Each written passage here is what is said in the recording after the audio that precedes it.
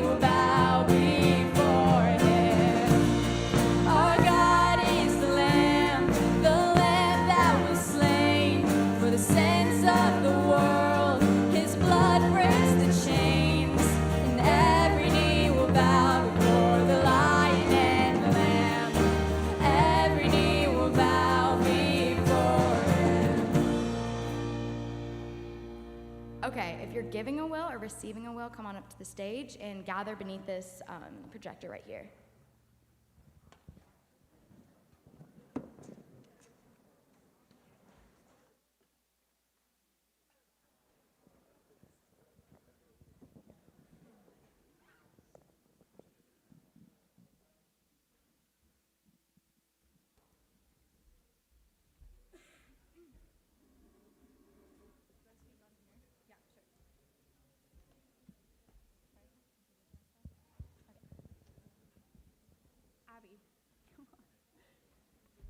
Alrighty, my name is Avery Bradford. This is Claire Russo and my little sister Abby.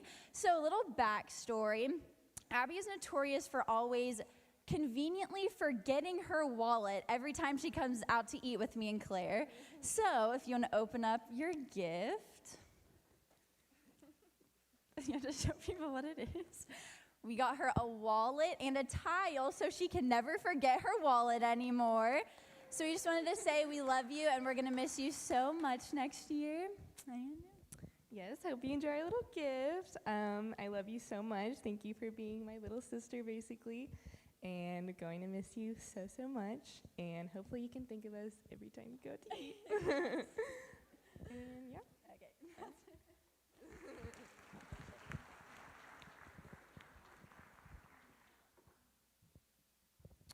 Could Benjamin Buell and Megan Balcom come to the stage, please?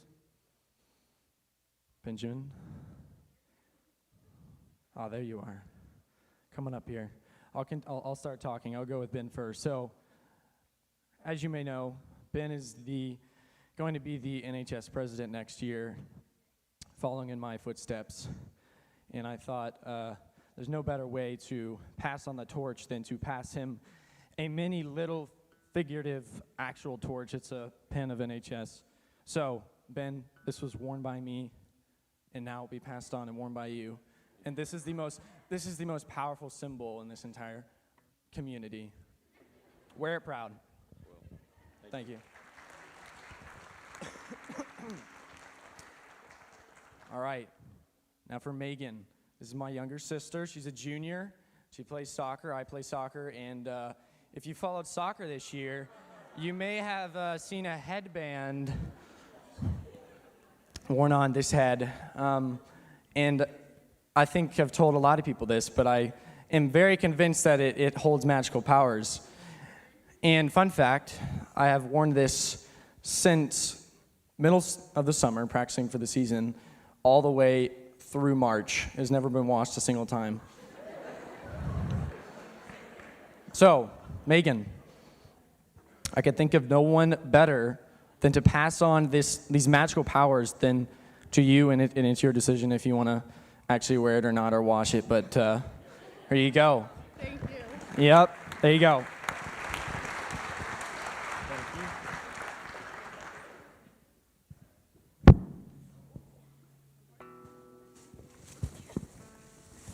Okay, so first, can I get Coach Hardage to come up to the stage, please? Yeah. For those of you who don't know, I live in Salina, and the running joke is that because I live in Salina, that necessitates that I have a farm, because everybody lives on a farm in Salina. And so also the joke is that I own a multi-billion-dollar bacon empire, but it's actually not a joke, it's totally real. So it's been a constant cycle between me and Coach Hardage of like him asking for my famous bacon and then me delivering it and him telling me every single time I don't want it. So many pigs had to die because of you. I hope you feel good about that. But it's a complete fabrication of the truth. It's not. But I'm a man of my word, and I always deliver my promises. And here's your official gourmet Redmond Farms bacon. I hope you enjoy. It's been labeled and everything. You're welcome. This is Oscar Mayer, just so everyone knows.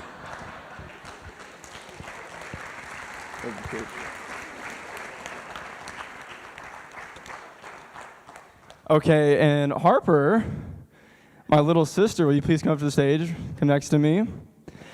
So, Harper is in 7th grade, and I actually got that right this time because the other day I said she was in 6th grade, and she wouldn't let me hear the end of it, so I'm sorry. Oh, come here. Harper, I'm gonna brag on her a little bit. She plays volleyball, and she loves skeet shooting, and she absolutely kills it at skeet shooting. She's really, really good. And Harp, I'm really going to miss you next year. I'm going to miss getting to see you every day and just be with you and playing Mario Bros with you and rapping with you. I'm going to miss you a lot. And so I want you to have my Letterman jacket to remember me. I love you.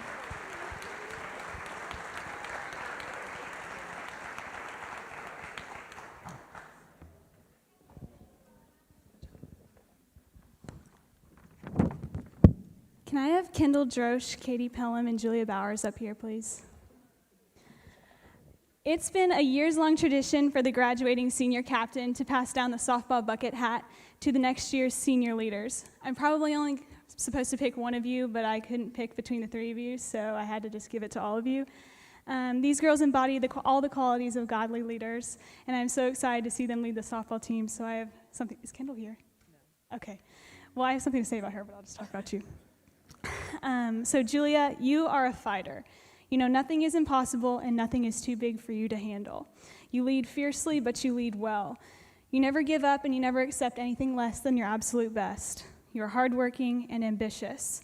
You run the race of life with endurance and with grit, but you make it fun. You're always making me laugh and reminding me that every day is a gift. Katie, I see myself in you. Even though I'm older than you, I look up to you. I want to be like you when I grow up. Your selflessness is sensational. You are servant-hearted and kind, and you love with all you have. You don't hold back. You give generously with your time, attention, and love. You are my encourager and my friend. You make me laugh, and I know I can always count on you. You are constant, loyal, compassionate, and trustworthy, and you never fail to make my day. For senior night, I gave all of my teammates a word that I think describes them well. Kendall, fearless, Julia, driven, and Katie, selfless. Fearless, driven, and selfless. What better leadership could I leave the softball team with? You're my teammates and my friends, and I love you dearly. Thank you. So, y'all share this.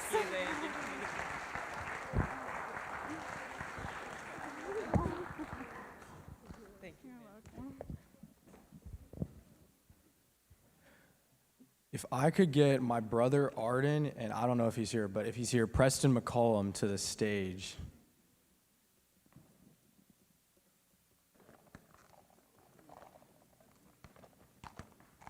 So if you don't know Arden, Arden is my gigantic freshman brother. And Arden and I did not really get along a lot at all my entire life until this year. And now we've kind of gotten along. So we played the whole soccer season together, especially if you played on the team. You saw we had a lot of ups and downs, a lot of screaming at each other for no reason at all. And if you ever went to a soccer game, you might notice that Arden has a very hot temper, and Arden will tell you exactly what he thinks, no matter what the repercussions are. And so as he is my baby brother, and he has a very loud mouth, I thought, well, what better to give him than 2 custom pacifiers? And so use those. They're in a really nice travel case, so you can take him to all the away games. And I hope you enjoy them and use them. And so my second gift, I guess Preston is not here. So Preston has been chosen as the community chair for next year. And so just a little bit about that. If you are community chair, you do lead the pep rallies and you're on a microphone all the time. And so I will bring this to Preston at some point, but this is a hot pink karaoke microphone. And Preston will love that, and I hope he will use it all summer to practice for next year. And so yeah, shout out to Preston and to my huge brother Arden.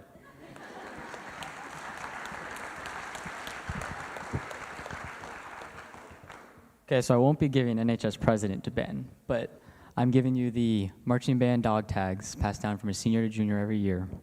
You've been an incredible leader in marching band. You've been in it longer than I have, so you've been someone that I can look to even though I'm a senior, and you're a real leader. You have an incredible work ethic. I'm really proud to give you the dog tag.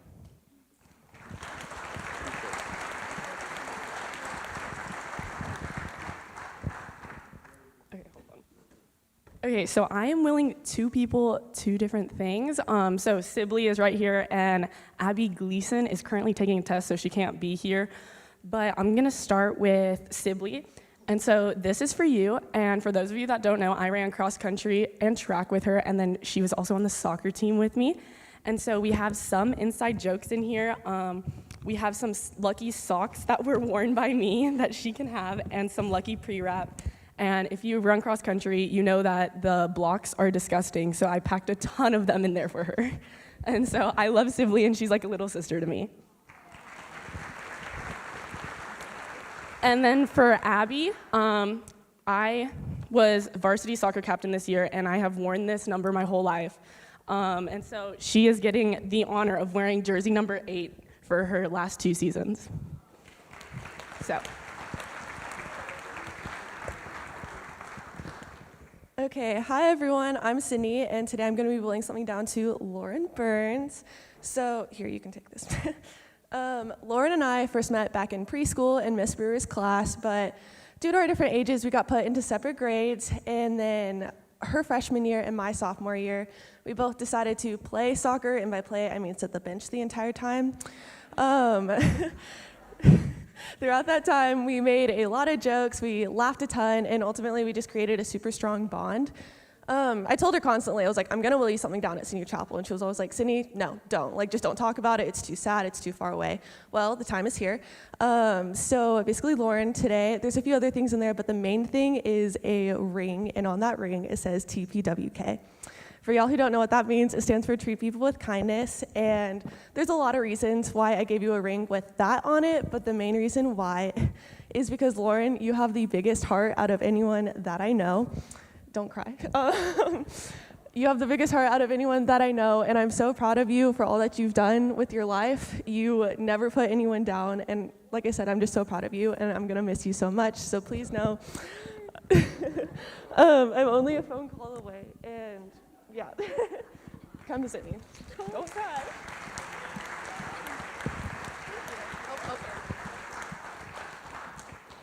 Hi everyone. Sophie and I had the honor to be the varsity cheer captains last year. And Sophie and I always wanted to match the theme of the games that we were like going to and everything. So our gift kind of goes along with that, and we're so blessed to be able to hand it down to the next captains for next year, Kendall and Sophie. Yeah, so we made way too many trips to Michael's, Party City, Amazon to get all of y'all stuff, but now you have all of it. We got y'all ribbon, glitter, Amazon gift card for bows, and we just love y'all so much and could imagine like passing this leadership down to 2 better girls. So we love you.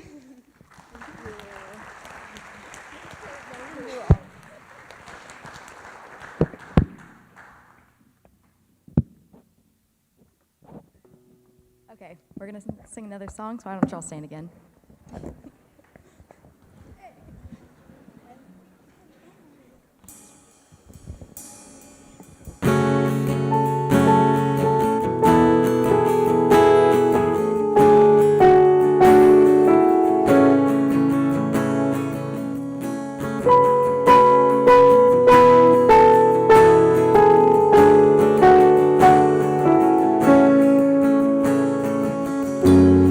For I spoke a word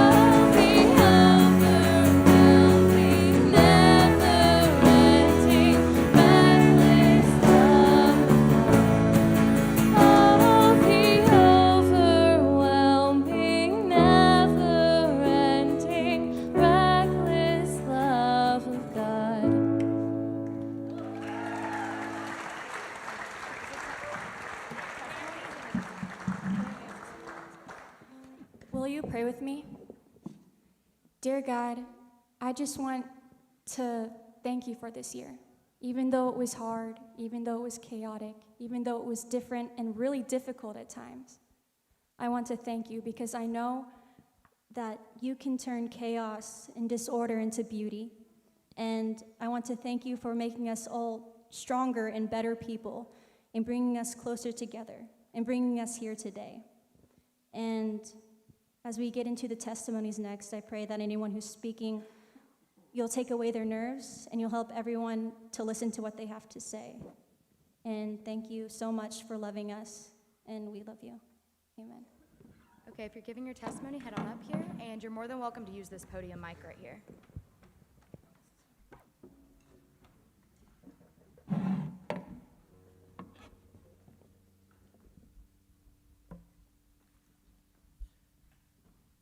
Theodore Roosevelt once said, "I do the things that I believe ought to be done, and when I make up my mind to do a thing, I act."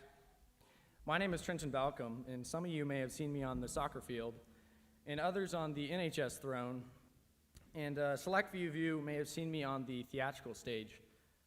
Doing a little bit of this and a little bit of that has taught me a thing or two in high school, and I'd like to share this with you today.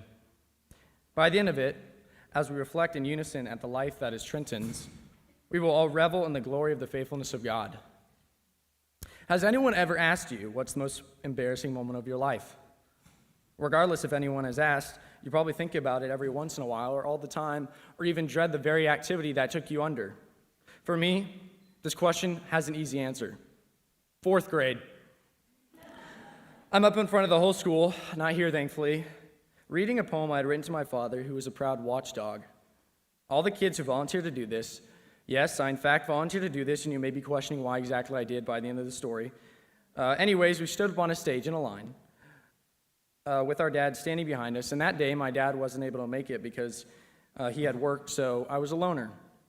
Once the mic was passed my way, I began to very nervously read the first few lines with my eyes transfixed on the paper, not daring to look into the audience.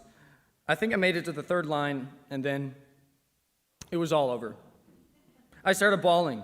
I froze. I became motionless. I had to be dragged off the stage. I refused to go back to class that day, but my mother forced me to stay, and everyone gave me pity because they thought I was sad because my dad wasn't there, but so I guess I was bailed out in a way. Fast forward to today, I'm Billy Graham himself, or any great orator in history, and I'm him. Well, I wish I could say that was true, but regardless, to say that God worked a miracle for me to be able to stand up in front of all of you now, or even a group of 10 or 20, is an understatement. Not even joking, as a kid, I thought I was going to be deathly afraid of speaking in public for my entire life, and I was going to suffer for eternity. But look at me now. Recently, I've gotten the question a lot, when did you start coming out of your shell? I can't seem to come up with a specific time or straight answer, but what I can tell you is that it was not too long ago. End of junior year, leading into senior year, God flipped a switch because, oh boy, the contrast between freshman year me and senior year me is so unbelievably drastic, it's a joke. Mine today is to open my life as a walking testimony to prove that what God has done in me can be and will be done in all of you. Let's begin with the start of the year. Being my stubborn self, I joined the cross-country team just for the sole reason I said I was going to do at the end of junior year. And so I did it. In all honesty, in the heat of the season, the only real thing I enjoyed about it was the end. Looking back on it, though, I'm grateful I lived up to my word because I learned how to endure. There were times things were bad. Very bad. Like, extremely, horribly bad. Just thinking about the awful places my mind went during specific races brings a smile to my face now because I'm still alive and breathing. Learning how to endure the season carried itself beyond those few months and now walks with me wherever I go, because anything that comes my way in life, whether it be a physical or mental challenge, I know that I survived the worst thing of all time ever, and I made it through. God is faithful. At the end of junior year and during distance learning, NHS officer elections were held virtually. Some of you may not know this, specifically Ms. Stone and Ms. McNally, but I'm 100% convinced that I would not have won an officer position if it wasn't for the elections being held online. I hope that proves to you how recent this transformation has been. Anyways, I won, as well as 3 out of my 4 running mates. And oh man, did we have a fantastic year. We were inducted into the NHS Officer Hall of Fame. All this crazy stuff happened. The whole NHS year was a great experience for myself, and I know for the other gentlemen alongside me. Having access to a position of leadership allowed me to prove myself.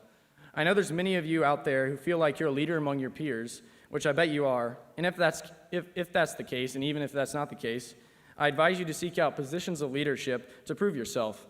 On top of all that, during the process of planning multiple projects throughout the year and a lot of things needing to get done, God allowed my heart to remain calm and my pulse to be steady, and I made it through and excelled, or at least I hope. Learning how to lead is crucial for your life. God is faithful. Now on to my first love since the age of 3. Soccer has defined my life in every way, shape, and form, whether it comes to how and why I stay in shape or how I influence the younger generation around me. As most of you know, if not all of you know, we went to state this year and lost. The result wasn't what we wanted, but what I can say is this. The senior guys and I can all attest that we dreamed about going to state ever since the day our junior season ended and all throughout the summer and beyond. It was the only thing that occupied my mind for 9 months.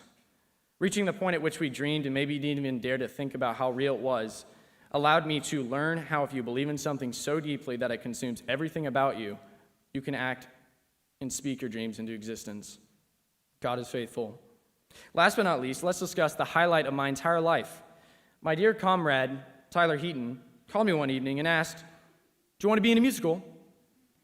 I jumped for joy and said, yes, 1,000 times, yes. Oh, absolutely not. I laughed in his face. That was never going to happen. The next day, after an NHS meeting, adorned in a Santa onesie, I auditioned and got the part. I was so sure I couldn't sing that Miss Wink and Miss Keys had to force Happy Birthday out of me just to make sure I had the coordination to make my vocal cords work. From then on, I proceeded to sing, tap dance, act, cry, and laugh.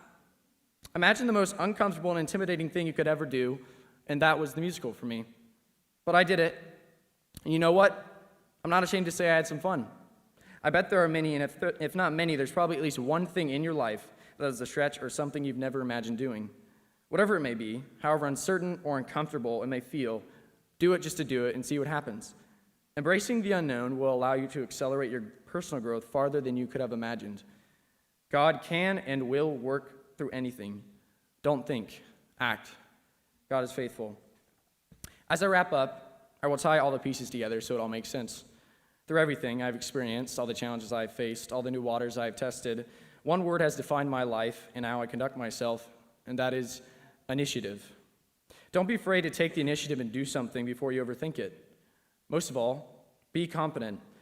Something God has taught me is confidence empowers you to compensate for areas of weakness, whatever they may be. If you allow your confidence to define you and take over your entire attitude and demeanor, you will go places. God will do the work. Will you? Finally, I will close with this.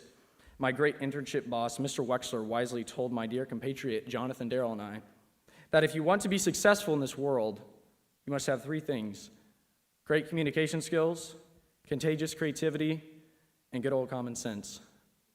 Carry that with you today and beyond. Thank you.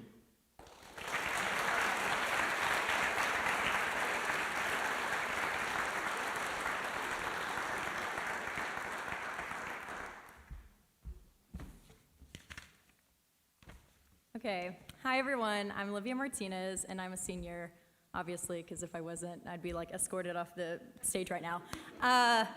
If you told freshman me I'd be up here, I would probably dye my hair and move to a different country, and I'm kind of thinking about doing that right now, but I'm here. So I want to share some uncomfortably personal things with y'all, and God has given me the strength to be here today, and I think Legacy has taught me a lot about vulnerability this past year, so it's go time. I have been struggling this entire year.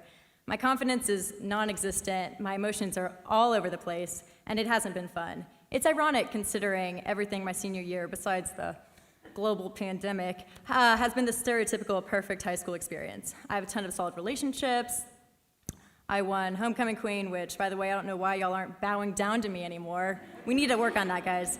I got accepted to some cool colleges. I have 2 amazing and supportive parents. And this isn't me trying to like flex or anything, because wait to see what happens next. My senior year, I've been a train wreck. Imagine a train that flips off its tracks, and then it's spun around by a tornado, and then engulfed in a tsunami. That was kind of my experience this whole year, emotionally, not physically. I mean, I work out, but I'm not that strong enough to handle that. Everyone in this auditorium probably assumes I don't have emotions, considering I've never cried at school, besides that one time we watched Interstellar in Mr. Weaver's class. Anyone else remember that 8th period Bible? Besides that, though, Stone Cold Olivia went through these past 4 years terrified that my peers would deem me weak if I showed any sort of emotion. The image that I pressed onto myself was the funny, chill, cool girl, Matthew Gay, anywhere? Okay. I'll be honest, I did a pretty fantastic job playing that role in high school.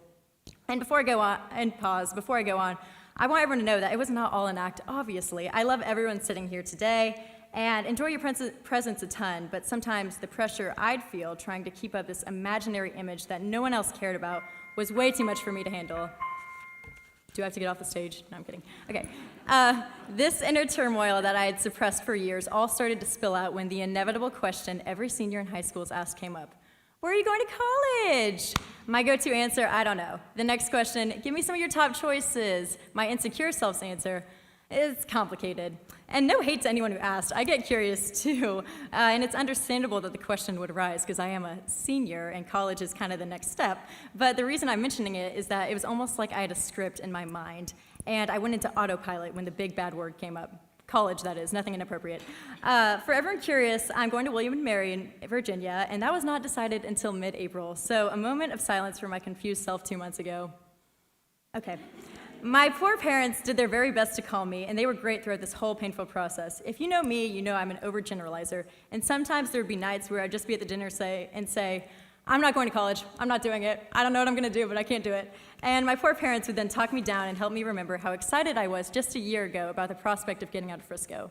This goes off a bit, my main goal of this whole spiel, but to the underclassmen, spend quality time with your parents. They love you, they birthed you, they're paying a ridiculous amount of money on your education right now, and I do not regret forgoing a random trip to Sonic or something for a movie night in with a family. By the way, if you can't tell by how I'm talking about my parents, I'm clearly an only child.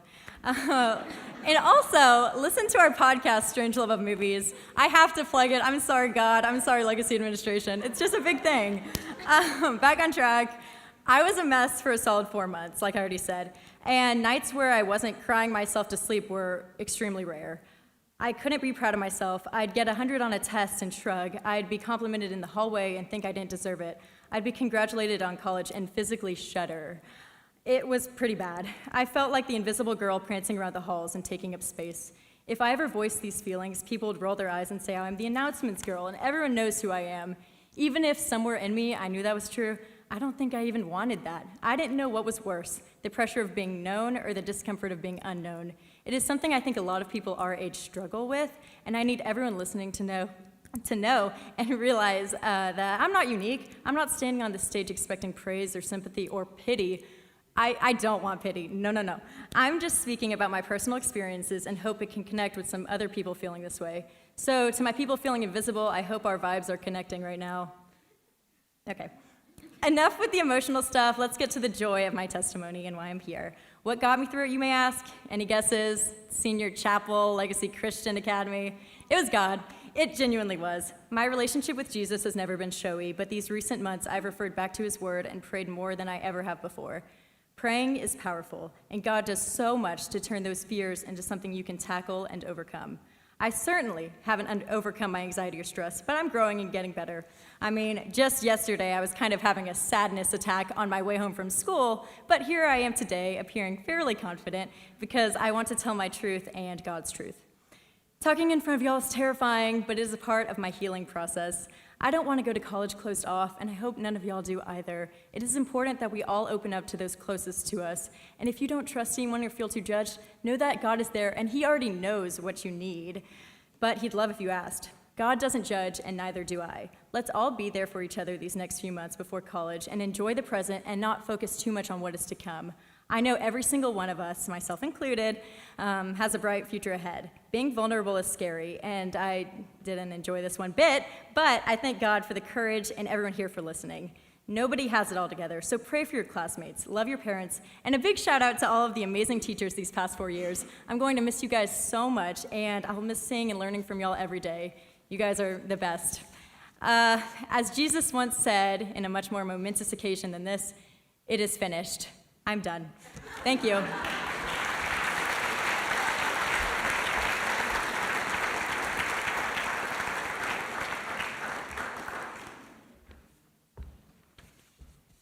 Hey guys, my name is Hannah Burt. I've gone to Legacy since pre-K, making this my 14th year here.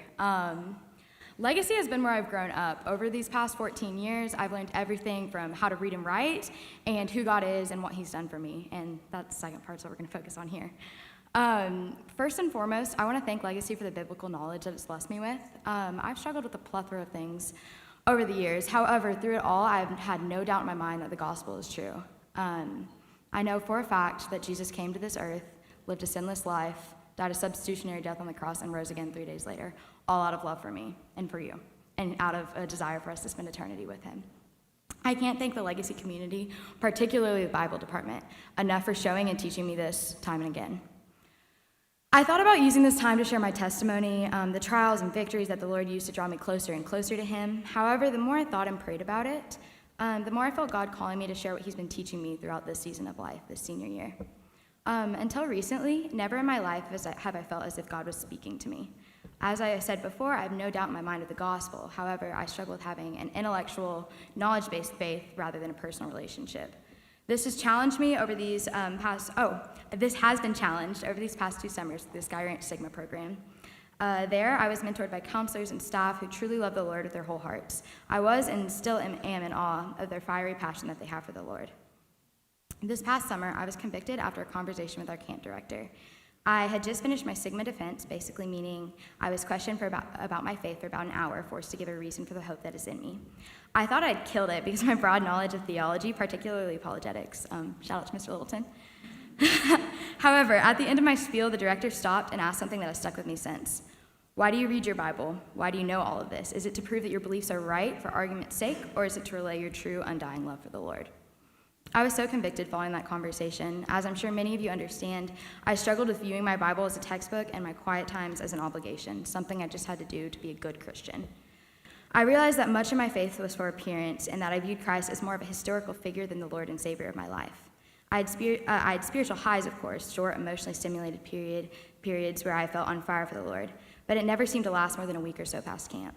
This past summer, I decided to turn that sky high, as they call it, into a lifestyle. Since, I've been challenged day in and day out to make my faith my own, to talk to God as a father and spend time with him as I do my earthly father.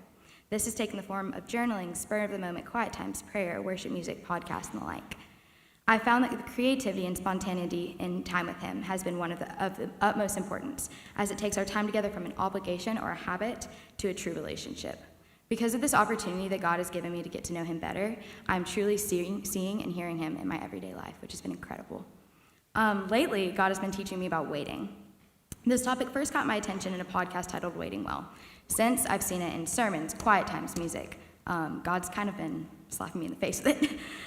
In this podcast, though, the 5 women discussed first what we are waiting for, and second, how we should go about waiting. First, we should be waiting in anticipation of Christ, his work here on earth, and his ultimate return. We are promised nothing in this life besides the promises found in the Bible, and should be fully content with God and God alone. As Lamentations 3:22-26 says, which has become my life verse this year, the steadfast love of the Lord never ceases. His mercies never come to an end. They are new every morning. Great is your faithfulness. The Lord is my portion, says my soul. Therefore I will hope in him. The Lord is good to those who wait for him, to the soul who seeks him. It is good that one should wait quietly for the salvation of the Lord. He is our portion. His never-ending love is all that we will ever need. We are promised that he loves us and that he's ever present in our lives. This should be more than enough to make us content. Second, when waiting, we should wait first patiently and second purposely. As I, and I'm sure the rest of my fellow seniors have felt, it is so difficult not to cling on to the future. Whether you're in middle school just ready to be in high school, a freshman just ready not to be a freshman, a sophomore ready to be an upperclassman, a junior ready to be a senior ready to be off at college, God has a plan and a purpose for this time. Though his execution looks different in every individual's life, the ultimate goal is the same, to glorify the Lord and win souls for his kingdom. As it says in 2 Corinthians 4, we are to look not to the things that are seen, but to the things that are unseen. Regardless of what the future holds, we can and should strive to share the love of Christ with those around us. I know more than anyone that this is hard. All I've wanted this past year is to either be working at camp or to be off at college. But God gave us this moment, this season, for a reason. That said, spend time with the people that you love, who are running alongside you towards Christ. Hold tightly to your old friend, but make new ones too. Who knows, maybe God has them in your life to either push you towards Christ or to be pushed. Love on your family. It is such a blessing that your mom and dad sent you to a school where your faith can be cultivated. Don't waste that opportunity. Ask questions and listen in Bible class. The facts presented there will serve as a great foundation in college and beyond. Solidify your faith while you have ample opportunities to. Don't take this time for granted. Wherever you are, as it says all over Ecclesiastes 7, finish strong and live for right now, today. Thank you so much.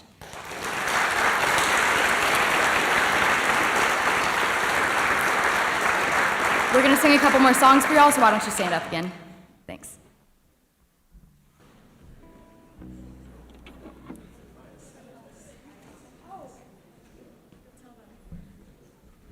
Okay, so it's actually advice.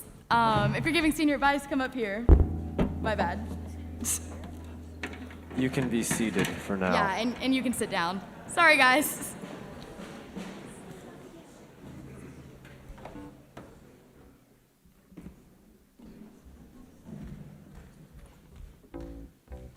Hello, everybody. I'm Claire Russo. My senior advice is to build out your resume early. I know that can kind of be a boring thing to say and things that your teachers and Miss McIntosh will tell you, but trust me, it is such a valuable piece of advice. It is never too early to start getting involved in activities, service, and leadership roles. I am so thankful for everything that I was involved in and the people that I met through it and the impact it made on my life. Participating in sports and having good grades is very important, but it is critical to remember that there is so much more to be involved in. Stepping out of your comfort zone and applying for positions or making an impact on someone in your community will impact your character and teach you very valuable life skills. Colleges value a well-rounded individual and someone who had the motivation to apply for a job or demonstrate leadership. Remember to work hard in the classroom, but the experience that will teach you the most will be once you step out of it and apply the life skills that you have been taught. Legacy is a college preparatory school, so take advantage of it. Don't be afraid of failure or think you have plenty of time to do it later. Be consistent in what you participate in and versatile in what you do. And trust me, don't think if you do something small as a freshman or a sophomore that it won't matter later when you're applying to college or a senior. I advise you to strive to leave legacy being proud of what you did instead of wishing that you did more.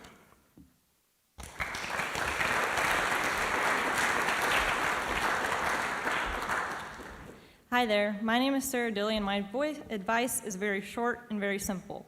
It's this: don't be afraid of change. Accept it with open arms and understand that sometimes it may be really awesome or not the best, but your attitude always will determine the outcome. One failure does not determine anything about who you are, as long as you pick yourself up and move on. Don't dwell too much on the past, but what you can do differently today. Don't forget that God's ultimately always in control, and there is already a good ending with Him in everything that you do. As Charles M. Schulz says, don't be afraid about the world coming to an end today. It is already tomorrow in Australia. Thank you.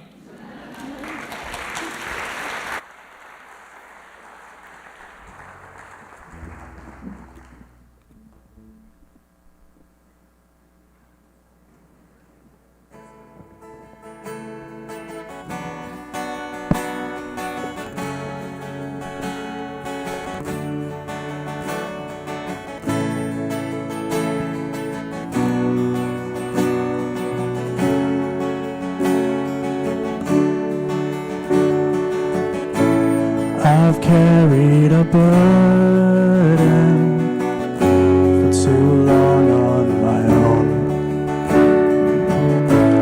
I wasn't created to bear it alone.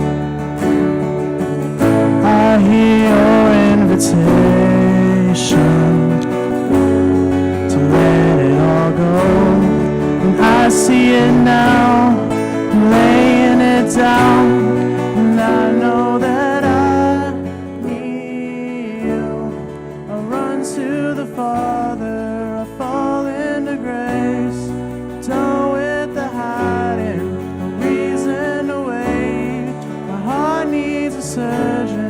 soul needs a friend, so run to the Father again and again, again and again. Oh, oh, oh,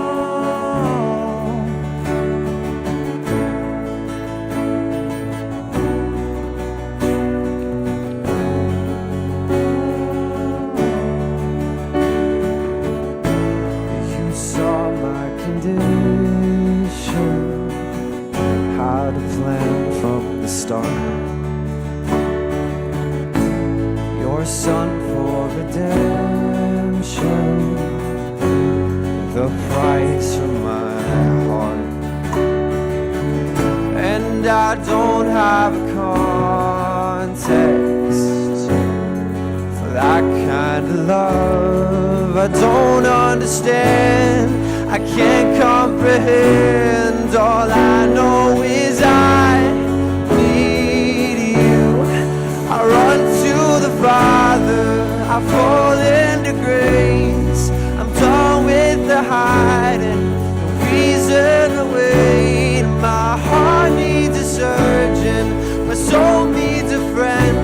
So I run to the Father again and again and again and again.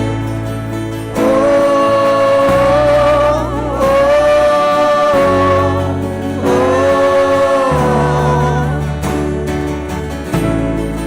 oh, oh.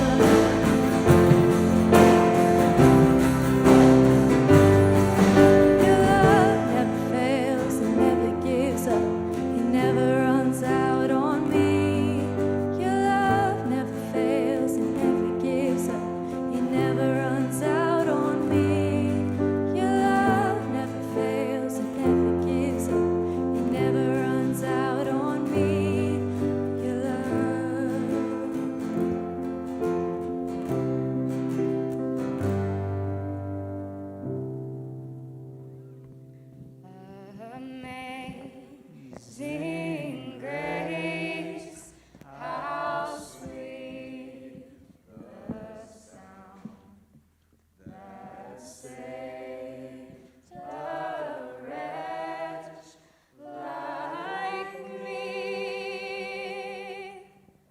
I once was lost, but now I'm found. Was blind, but now I see.